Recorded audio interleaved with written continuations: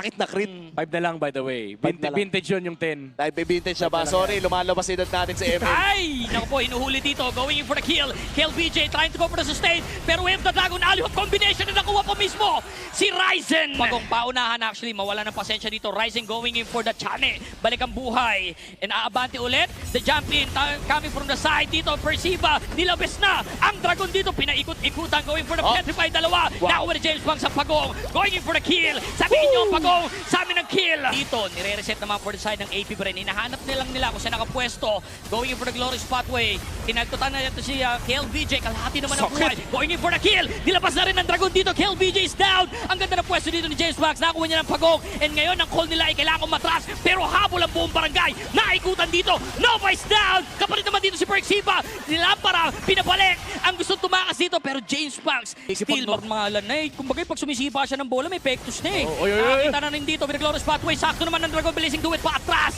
Eto si Shizu, nakuha dito si Aqua. They want a huge exchange pero hindi ibibigay ito. Na Omega pinalutang pabalik. Jumping in. Eto si KLBJ. Waiting for the sustain pero hindi sapat. With a double kill sa kamay mismo. Tatlong miyembro tumumba para sa AP Bren. Ramdam natin kailangan talaga nilang harapin dito with Glorious Pathway. Inahawakan. Inuumpisa na naman magulo dito. Tinan mo naman buhay. Mabubuhay pa naman si KLBJ. Pero makukuha kapalit. Wala binajagal ang kanilang mga damage dito. Dragon ay inilawit na rin.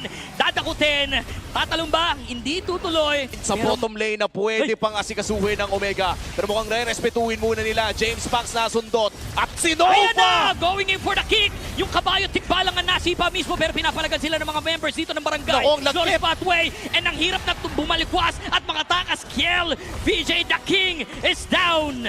Uy, teka lang, Blazing Duet, habulin ba? Hindi sapat dito with the BMI out.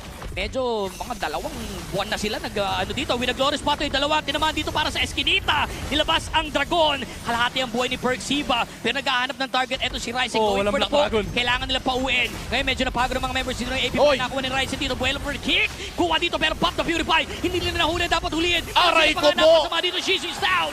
Ngayon pinaangat gamit ang lampara. At nakuha na rin si KLBJ with a double kill. Minagikan. Now you see. Now you don't. Aatras ulit ibang mga members ng AP Bren. Wala. Doon sila nag-punish. And ngayon, going for the GG push. Ito na naman si Ryzen. Umaanggulo ng kanyang baraha dito. Binatuhan ng dalawang alas. Nakuha.